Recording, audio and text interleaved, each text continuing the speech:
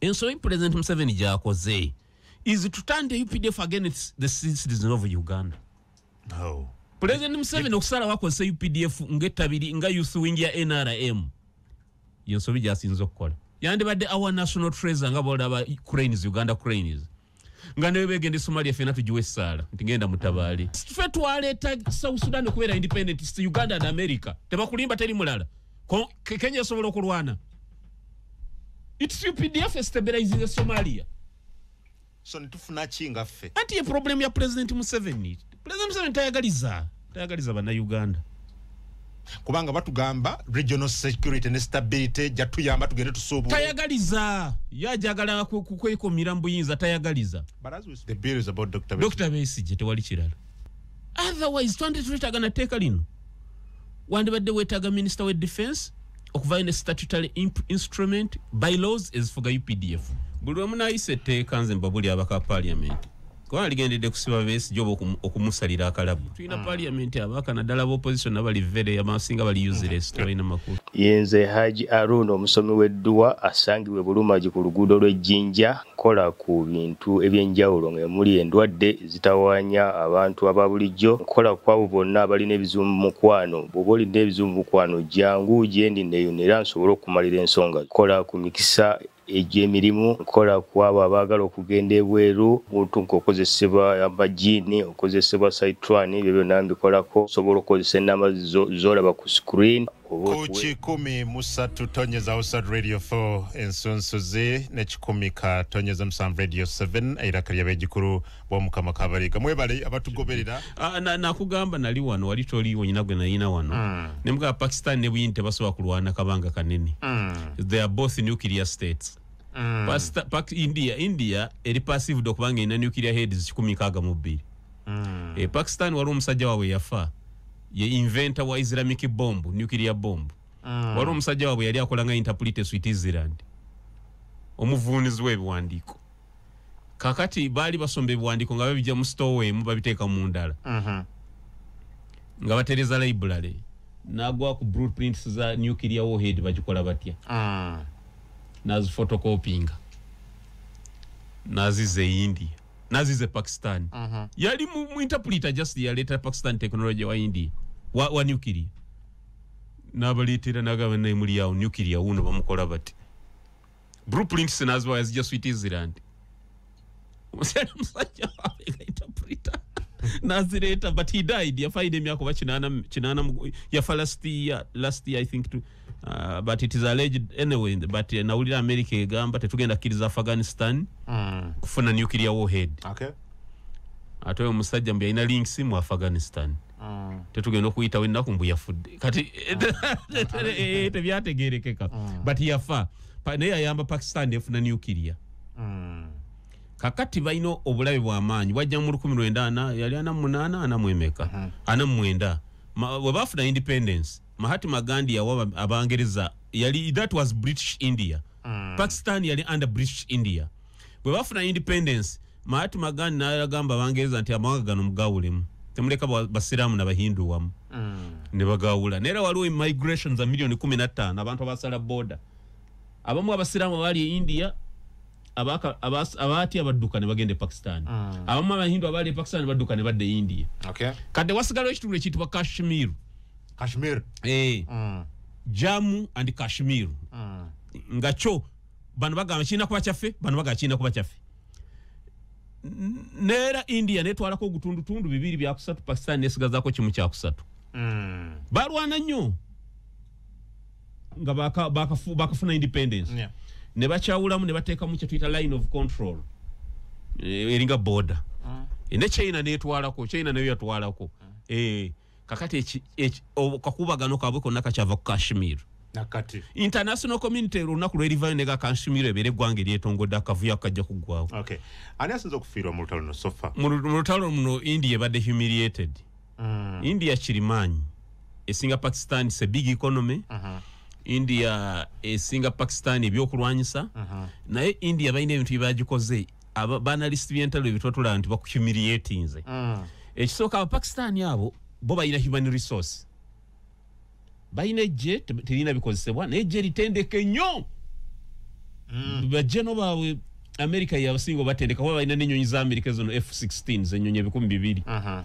aba Pakistan bapangisa abasirikale Saudi Arabia ennyonyi z'omulembe zonna zibagula ku America omuli Saudi Arabia egula ebyokulwanyisa bya America ne Qatar nawa bagula ne submarines abawarabu balina ekyejo tebasobola kubibeera mutaso kati submarine obeere wansi w'amazzi tebabisobola bapangisa aba Pakistan babitambuza so Pakistan epangisa amagye gayo ne gabeera mu mawanga gakozesa ebyuma eby'omulembe ne gakomawo kakati abamu batraininga n'amagye ga NATO aba Pakistan kati India ennyonyi z'omulembe z'Ebufalansa there are Rafale jets ojozi gogolingeko bakubye Rafale Pakistan egamba yakubye 3 ne India egamba bakubye ne pilot ne bamukwata she was a flight lieutenant na parachute ne bamukwata nenga Rafale bagikubisa akanyonyi ka China bakaita J10 ne ka $1 million 10 kakubye Rafale $1 million 1.8 kakati eyo humiliation number 1 India eina S400 eza Russia zirukwata zoita rukwata bazita rukwata zino anti-air defense systems the missiles zikube nyonyi zikubachi naye rukwata zina weakness egundi take ya flying C-130 enyonyi y'emigugwe y'aba America ng'otawuna atera okutandika ne landinga mu Islamabad bwe babuza president wa Turkey namugamba o supplying the Pakistan ebyo okulwanyisa enyonyi yaffe y'emigugu yagenzeyo for refueling yadde itawo for refueling yongeddeyo kigambibwa yatwala drones kakati rukwata ezo tebaziformatinga teziraba drones radar zazo teziraba drones ziziraba ng'ebinyonyi ebibuuka birds S-400 za Russia ezo drones Pakistan za distance okudamaging ddala India yes chena kugambe cha symmetrical warfare tujukira yes symmetrical warfare nti goina Rafale jets bakubako Rafale zisatu ne bakubako ne Su-30 eza Russia ne MiG-29s ne bagrounding enyonyi nga mukaga baba humiliating mukaseera katono bwe katyo you understand bwa so beating a defense system yo kitegeza because it's a nuclear state what do you think you are playing with fire they can harm you customize zibasobola kubanga drones bazisindika ne zitulikira somewhere ne zidiverting rukwata zone zibeera overwhelmed bazu wa targets nyingi basobola kusindika a swarm a barrage of drones nenga muri missiles kati ne keeping a defense system zo very busy era batajeti ene erabene missiles zita mune zikuba kitegeza ni nuclear warhead so penetrating a defense you are not safe there Chovola Pakistan America we are intervening to cause peace Pakistan never hesitated number 2 I mean India never hesitated what they chirimanyi number 2 echakanze Pakistan America yaitide mu IMF negamba Pakistan echakanze India America yagenze mu IMF nega Pakistan mu jiwe sente $1 billion yali yasaba sente yali yasaba $2.6 billion of IMF America yamujongera $1 billion kat Pakistan India nega zino se double standards America agamba mpagira bagamba mpagira ati IMF wete Pakistan sete mukasera ko rutalo the answer is this na yogera onengamba America tisowa kulumba Iran walwa yampala mpao naga lwachi mugamba mu Iran yamanyi nyono Iran si yamanyi Pakistan si yamanyi na America ezeta ga counter China Pakistan ina border ne China eshobado chimanyi Pakistan ya accessing enyonyi za China na ude China nenyonyi za isingezo mulembe genda ziguza ku Pakistan kakati amajiga Pakistan gali mu baga training ira America aga Pakistan top brass ya amajiga Pakistan agamugali kuna musala double salary wano mutaka jab Pakistan ne mu America katsima iro China ekikola gocholoza technology woto wenza mutegerere Pakistan yena ne bamumala chovola ba America yetaganyo Pakistan kubanga Pakistan ina border ne India na mimi na China America yadingana na Afghanistan wajirebe yazeyo ne ochipanga Bagram base walo base mu Afghanistan America jababera mu bajita Bagram eri 60 kilometers from Kabul bazemu ne bajjo kipayinga. Why? 22 hours, it is a 2 hours flight from where the missile, nuclear missile silos is a China wiziri. Obache kutegezo kitegeera. You must occupy such a base tokiza bachina ku George Payinga. Chovala America zena mu Afghanistan. Okay. Akati America byakoze ekikolwa ekyo. Enkoze intervention. India netia. Nigamba ate nga bakubye n'ennyonyi zayo singa okubeza omulembe. India netia. One ba pilot kyekibuuzo abadde flying obunyonyi obwa layisi ne bakuba ennyonyi ez'omulembe. Okay.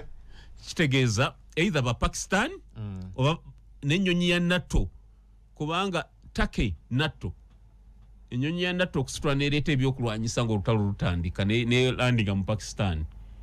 Kitegeeza America yadde gusuula draw kubanga Turkey teyinza kukola ekyo nga America tekkiriza. Kakati India yatidde neyeesika naye nyinza ogwambya kuba America teyagala lutalo olwo kubanga China eyinza olukozesa. Yes, okulumba Taiwan. Mu region emu tabagala mu lutalo lulala. Betekera China yagala kulumba Taiwan nga 2027 tennatuuka. Kuba China wejja okuba centenary anniversary ya CCP.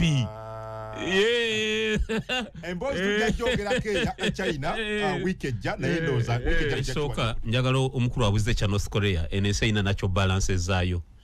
Botaba na threat wakatoteka waskali. Botaba na threat wakatoteka waskali. Yeah, America bwekuba North Korea temuli kwa America. Bwayite muli ya third world kan nayenga ekizibu bojijjawo Japan ebesha kwetaga. Ngamba North Korea nga teriyo Japan ebeshetaga America. South Korea ebeshetaga America. Oyina okusigaza awo threat wabewa bakwetaga. Taiwan kati yetaga America esingo kola chips munsi yonna. Buli nyuma kagola buli gadget erimu ekintu kye Taiwan. Ne yetaga America to keep away China. Okay. The Philippines yetaga America to keep away China. So nende Korea jino jirekawo. Kakati singoloza nti tewali Iran. Saudi andibade wa America deals ezo. Ebyo sayina nacho ba America nayo sinsiru. Tebakuwa kwera lujjate no tema omuti. Inonya wefunira. Tebakuwa kwera lujjate no tema omuti. Kuva oja kwata China mulimo. You see President Museveni nation to ekirungi kye yakola ne achanise mutaka. President Museveni yazimba UPDF. UPDF jeri amanyi nnyo. Actually bogena ono mu north. The only army that can stop UPDF is Nigeria, Misiri, Egypt. Really? Nkubulira. Algeria. UPDF egasinga overrunning ago. UPDF. Bano Sudan temuli eyo Khartoum abo UPDF overrunning South Sudan ne rumba Khartoum ne ejikuba. How do you rate our army in Africa? I'm telling you it is number 3. Africa. Yeah, goberera the Egypt ne South Africa. Really? Muchi because mubunji sife banje nyo mogerageranya na amaje. Is UPDF that powerful? Yeah, to erimba. We don't joke. But when we are rankings za majaga singa. Ebe bibozi.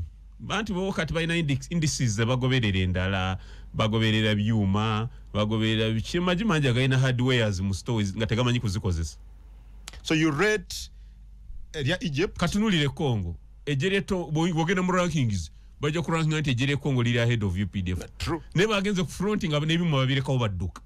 Afubutuka misinde ki machine gun basireka wo tanka na duke misinde. Na UPDF eyo jiraba. Nga yarumbi obufunye problem. So you rank Nigeria, Egypt. Not just South Africa. South Africa. No zako Uganda. Nigeria obulabe ba UPDF.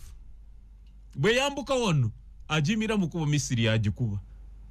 Bokirira wono resistance okisanke Tanzania omulwana ne UPDF epano waitawo. Atono Southwest. Owani munafe yali won. Ngo yakuleta bizibu badde ki. Nze nkujjukiza byali yogendera yoki. Nkujjukiza byali kisangani. Nkola iri atozanya.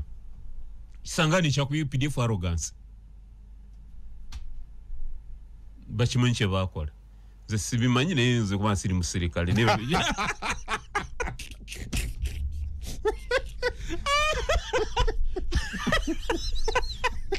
bachimanyi Gwe tobimanyi kwa toli musirikale sibimanyi. Nebyombuza sibimanyi. Ne kungu oli mwana mubinyo tolira bajjana wallahi. Yo oyagala munno afune obizibu ng'olabira ddala. Obuuza bagamba obogo bamusajja muno leka mwezi n'akuze. Mukuba mujja mutyanga muwogana. Bali ne basirika ne muyita mu nkambi esooka ne mutabasanga muno. Mwabongo tebalowooza baliwa. Muwogana ki mudduka muwogana ki. Arrogance just. Kuloza nti buli buvuka of course kubanga banyoma kati nga General Kabalebe yali commander wa Rwanda. Kabalebe we Ibanda yava no lieutenant. Yava no lieutenant we Ibanda General Kabalebe. Amuzala woni Ibanda. Yava no ga lieutenant. Bonna aba Mubaraka kati ame commander bava wano bani abe Rwanda. But UPDF abe basinga amanyi. Mubaraka ye CDF wa RDF. Nzoma isibimanyi nnyo kati ebyo. Misoma mawulire Rwanda Defense Forces but CDF ye oyo tebwali ngeri yonna Rwanda gyali esookuba Uganda Congo kyayite kisoboka na busobozi.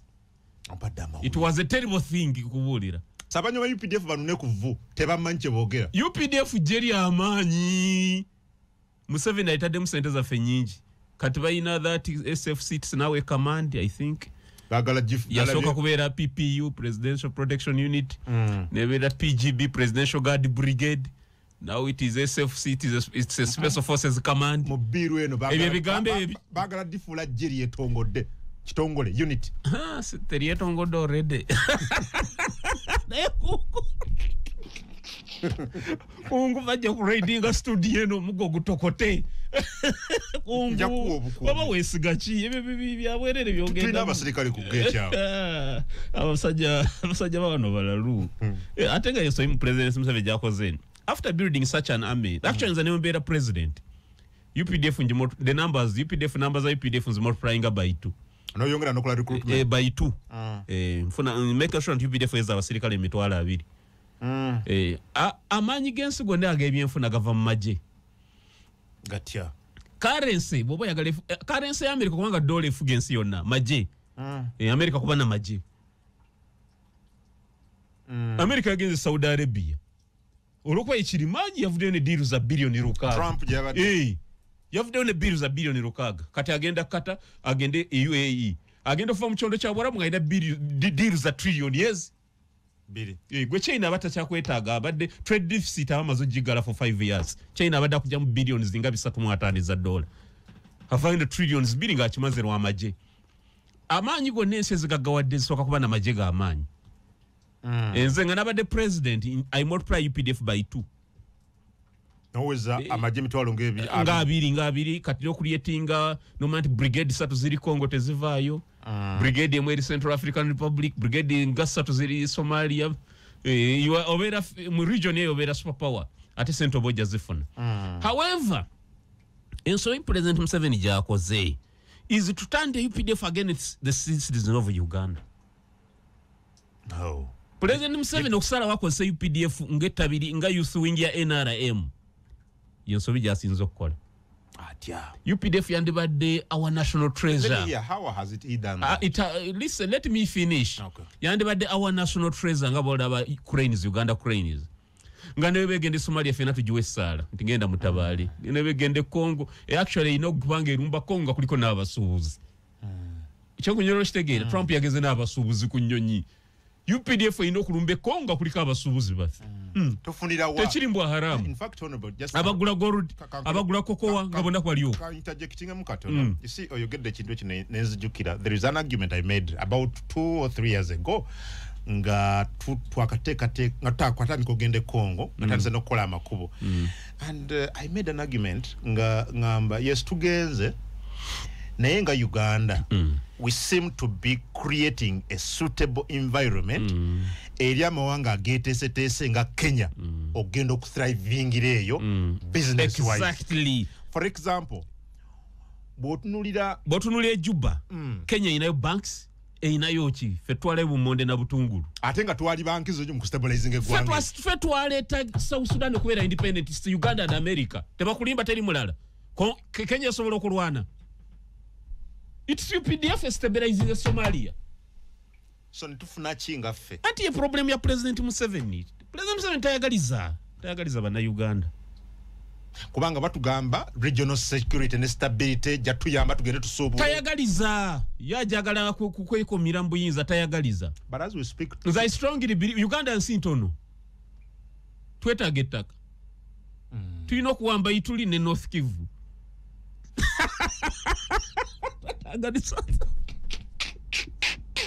Twetaga resources. Uganda is a small country with a population of 40-something millions.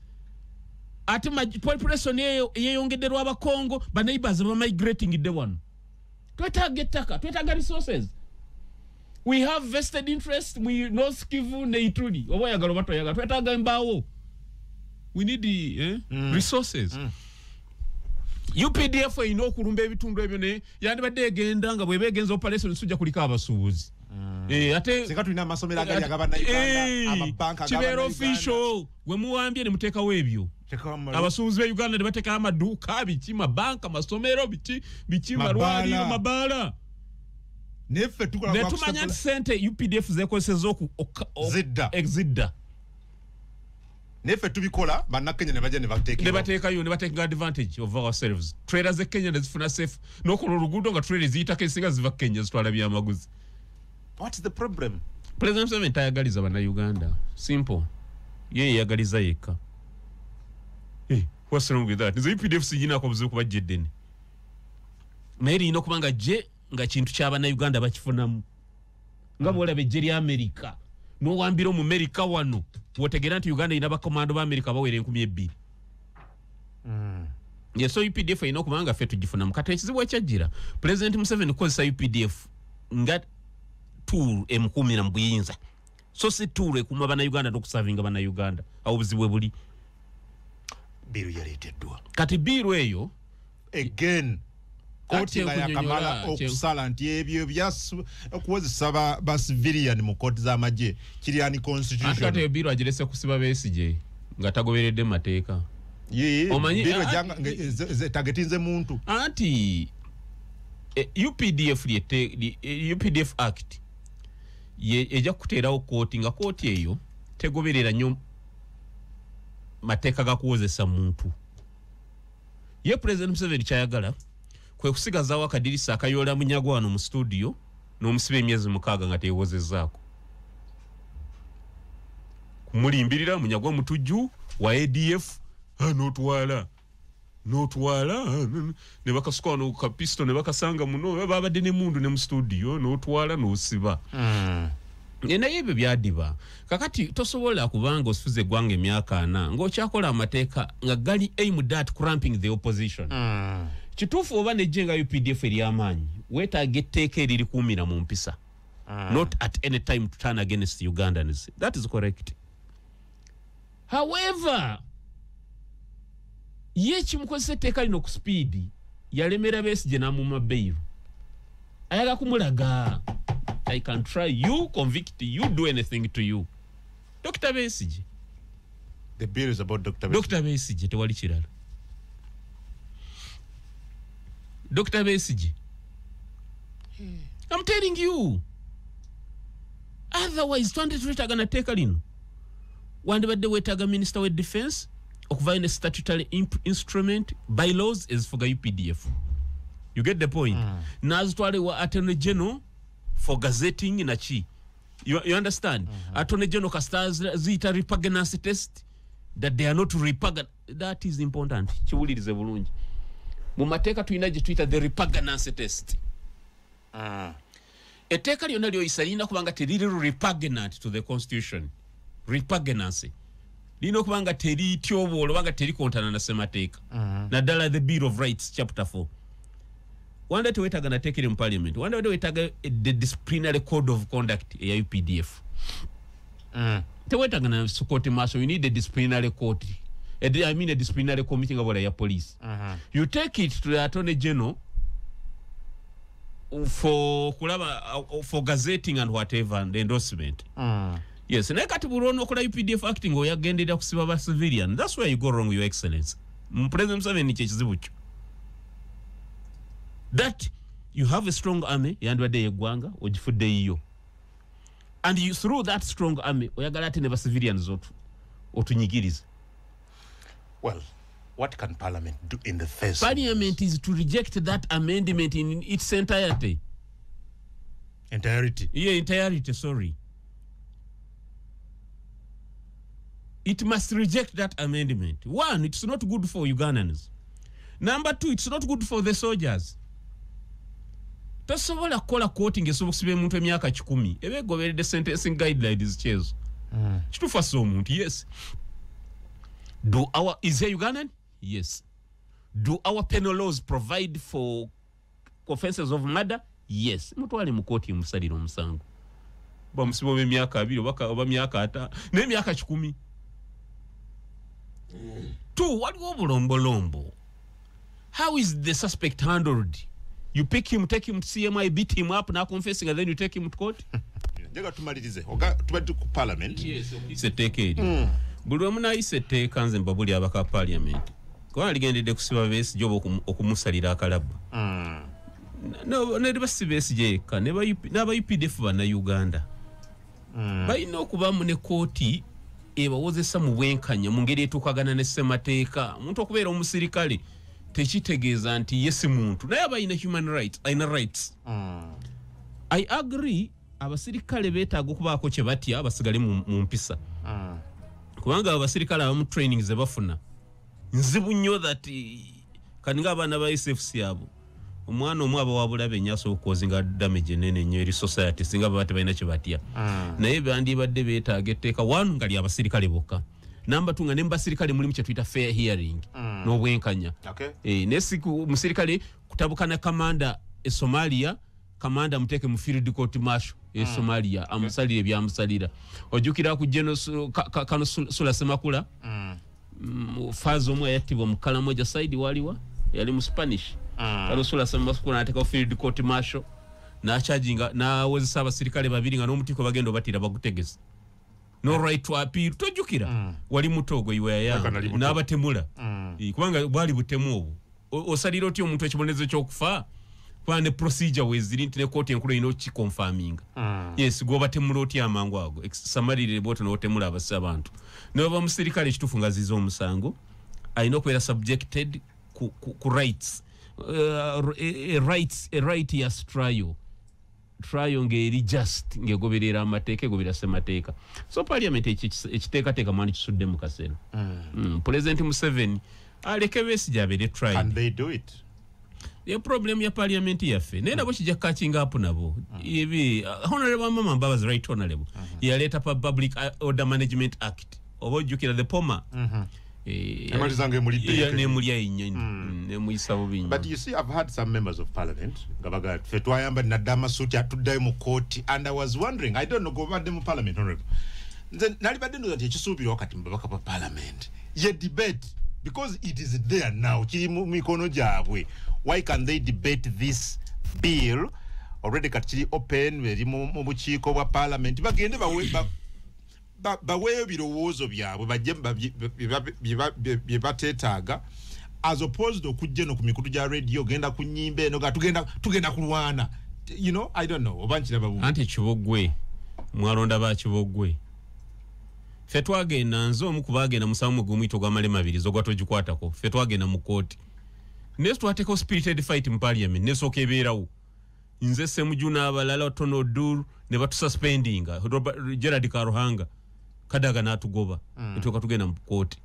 Ogenda mu court oyina okusooka owekezo zitinge internal mechanism zonna kubanga you a member of parliament musoke mugende teka muli wakanyize munda then malize nga mugende neto na baka ba parliament nga bakibogwe olusi absconding he chooses to abscond tayagala bana Uganda bamulabe nga wagire teka ekyokubiri yali sente z'ekibi tayagala noli amulabe nga wakanya mu parliament kwa President Museveni muri sente z'ekyakola kuleta bakubi ba amigo kasitamba nga mwazirya ne mwagala okwakanya abakupa baba wali ekikumi tosobola kuleta kavuyo wali ajja kuleta SFC bakubi.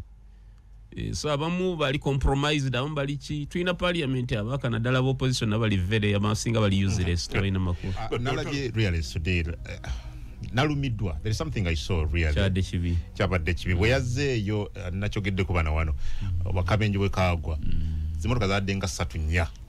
Gye yagiddemu yagiyabidde n'ogyerabira ng'amaze okugenda wali n'ateeka ekimuli omwana we yafiira. Kati ng'akuma obwati. Kintu ekyatuse ku Sudiru. Tosobola kukyagaliza muntu yenna ng'oli muzadde. Dr. Sudiru Paleri ekintu ekyamutuuseeko. Of course alina contribution eri eggwanga lino. Yes. Naddala omwana oyo yafudde yabadde n'ekisa. Ojjukira bwe yatwala omwana gwali bononedde mu kuyimba fresh kid bani abadde n'ekisa badde balina contribution. Naye ekintu ekyamutuuseeko tokyagaliza muno. However n'abagagga baffe nabo babitegeere nti injustice anywhere is injustice everywhere. Obutali bwenkanya bw'olaba mu kifo kyonna kabe buli ku mwana oyo mukalamoja gw'olaba ku kkubo obutali mu bwenkanya obwo naawe busobola okukulumba mu bikomera gy'oli. Waliwo ebintu nga bannayuganda bye tulina okwogerangako regardless oba oli minisita oba oli ani. Accidents zibaddewo ku Masaka Road okwo n'olaba Jeno nga bafa. Batuba twogera ku service delivery nga enguudo mbi ffenna kitukwateko nga bannayuganda kobe minisita vaayo gatedde bozi okubala. Yes kubanga ffenna tewali ali yekwese kimala nti omukono gwa injustice tegusobola kulumbayo. Obutaba na specialized hospitals. Kati nja nkulage Katonda de buyandiyambe Rajiv ne omusika mu mmotoka eyo. Osanga yandifiiridde mu between that place n'eddwaliro. By the time we yandifunidde a one stop center eddwaliro yosobola okusanga stand by doctor nakukwatakawo naawe ekiro ekyo kyandibadde kizibu. Ekiro nze nagende Mulago Referral Hospital last week nga ntwala omwana wange yalwala omusujja nafuna conversion. Nekubira doctor naga soko omuduse Mulago omukoleko CT scan ekiro zaali 8 ogw'ekiro. Ne mutuuse Mulago nga balina omukolako CT scan y'obwongo. Naye ne bagamba tewali contrast kyeki. Waliwo eddagala bamala okukuba obwongo nga tebalina kye batadde bakuba obwongo ekifaananyi.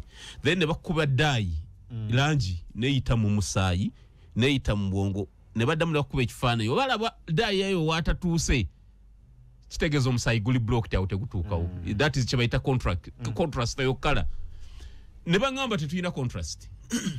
Eddwaliro lyonna 8 ogw'ekiro. Eddwaliro ekkulu Mulago. National contrast daayi. National Referral Hospital. Daayi contrast. Nembagamba bamutunda nti waliwo ebyo amaduuka gatunda laabu agatunda ebya laabu wali ku Bombo Road. National Referral. Ngenvuga ne ngenda ekiruddu ne bagamba akola ku CT scan eja ssaawa 3. Ne tuli mu ggwanga kiri no honorable. I'm telling you we tubyogera abantu balooza politics. Nkula ya kungu waliwo ebintu nga kobewo NRM bofuna akabenje ku Masaka Road oba ogenda kufa ekinene nnyo government ya NRM gyoyagala ejja kuleeta 99 bakasuke kabangali bakuvuge ng'omusaayi bwe kuyika mu bwongo.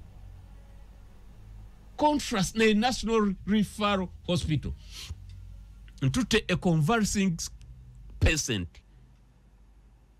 naye nga obalaba abakozi bo webali Mulago abakozi gye bali osanga webali basuseewo ebikozesebwa tabirina kati yakola ki oli ya budget nti ya budget ye Mulago bagisaze budget ya byobulamu tetusobola gyongera ate nga waliwo convention yali yawa ye Maputo tulina convention. A convention is an international agreement oba law gye muteekako gye muyisa and Uganda ratified. Omanyi ezowulya conference ezimu ze bagenda muzinde ebiragiro beziyisa bwe mubikomye mu parliament ya wano n'ebikkiriza ne parliament ekkiriza bikole wano muba kyekyo bayita ratification liba lifuuse etteeka. The Maputo Convention yatulagira wabeewo essalira lya budget etundutundu lya budget eritekebwa mu byobulamu. Ebyobulamu tebabiteekamu nti obijjamu amagoba oyina kuyiwamu buki buyi nti buli kyetagiso kigulamu excess. Kati Rajiv Rupaleria Katonda mumuze emirembe ne bwe yandivudde ku siini eyo ne balwana n'omusika mu mmotoka omwo naye ne yesanga nti basiteering emukubye mu kifuba ayina internal bleeding nkulayira neera yandifudde. I don't think tibandi savings obulamu bwe 8 ogwekyo kubanga ambulance yokutuuka ku siini okufuna ambulance ejjaawo kyantute essaawa emu ate teweetaaga bwetazika ambulance wandyetaaze kye tuyita an intensive care ambulance wamutwala nga already bamukolako ekyo tekisoboka okimanya Uganda mu Kampala tekisoboka then dwaliro kibandi mutuusiza nosanga abakugu nga weebali neera kyandetagisa taatawo okudda ku masimu mukubire Dr. Gundi mukubire yandifudde kibinyo ekyo nakyo kyennyini kisoboka n'okutuuka ku taata we God forbid kisobola okutuuka ku muntu yenna w'abagagga kwagala ne memba yenna kisobola okutuuka ku bantu abali mu government minisita otambulira mugombe yes but osobola okuraminga osobola okuyika mu trailer y'omukongo nekkuba nekutta ku Masaka Road noba otafa okutema mu motoka omu bakutememu banonya ambulance ekutwala ku Masaka Road tojja kulabika ojja kufa so it's better fenna bwe waliwo ebintu byetulina okwegatirako nga banna Uganda yes naye wallahi mwe mulowooza nti ffe tuli mu mbeera embi ffe abatali mu government fekka nade wa minister ne family mbo balowooza nti ffe tuli mu mbeera embi naye wawulyako oluyimba olw'Ekiganda lwali luyimba nti abasiba embuzi ku miguwa musibira bwerere Katonda nazikuuma kikwabanga obwana bw'enkoko obwo obukulira musanja Katonda nabukuuma kikwabanga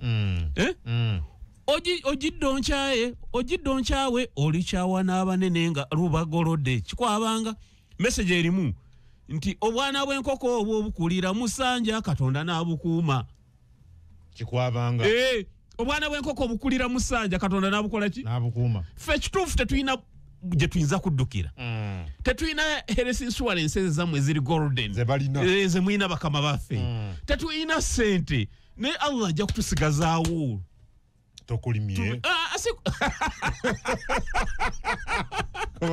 nkulayirira kungu temukola nsoyimu abali mu gavumenti okulowooza nti lakizale gwe mulimu bw'ensi mwagimala nti byalubeerera wallahi tewali ali yayekwese kimala kwekeka mukono gwa walumbe muleke ffenna twenjoyinga eggwanga lino muteeke budget mu byobulamu ogula 99 abiri n'oziteeka ku Masaka Road from Kampala to Mbarara munasinka 99 abiri nga tasisinkanya ambulance bbiri kiyamba ki ekinaffe kituwebuuza lwaki hayiwe zisingako kyetaagisa ki poliisi okugula ambulance 8 oba 10 ne muteekamu abasawo ne muteeka ku highways mufiirwa ki what do you lose bafiirwa ki highway gye tusasulira expressway okugiyitako yakusasulira mukkiriza mutyebere mu barricades ezo okumala emyaka 2 why don't you task those Chinese open that road nze mbalayirira bino mubikola nebijja catching up naffe ffenna sawa yonna we need to take care of us of all of us ffenna we are Ugandans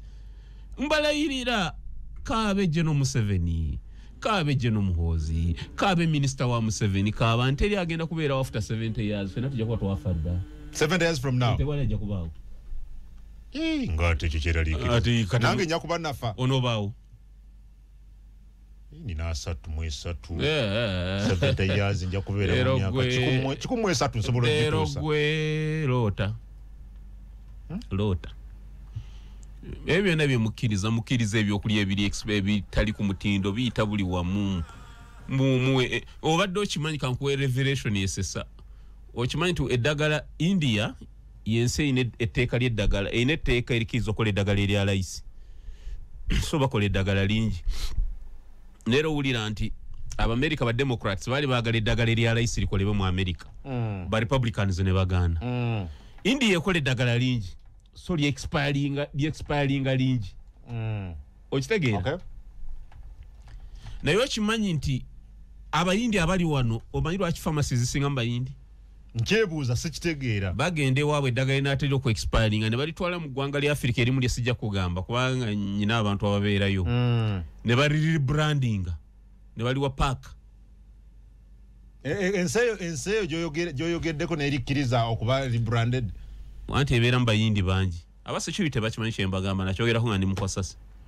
ne bari-rebrandingira ne balireeta Uganda National Drug Authority nekoonako bistampu buli package buli gundi ejja consignment aba ya $1 billion $1 million ne bumuwako emitwalo gya $10 ne muleetera bana Uganda mu pharmacies ne bamira mwe mulowooza bimukola Katonda tabalaba mbalayirira temugenda ku infecting abana Uganda na cancer and you get away with it.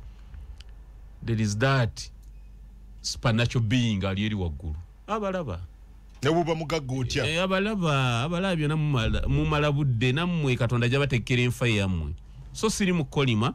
Let us allow this place to be a better place for all of us to live. Otalo wakati wa Pakistan ne Buyindi in just a minute then to yeah, sure. It should be ekituddemu kyekirala okwebadde bitandikirako musabe kungwa bisookese next week. Thank you. Mwebale nnyo abatugoberedde Honorable Mubarak Munyagaliro bwetyo tubadde naye mwebale abatugoberedde mu week ejja ku lunaku lwe lumu. Sure.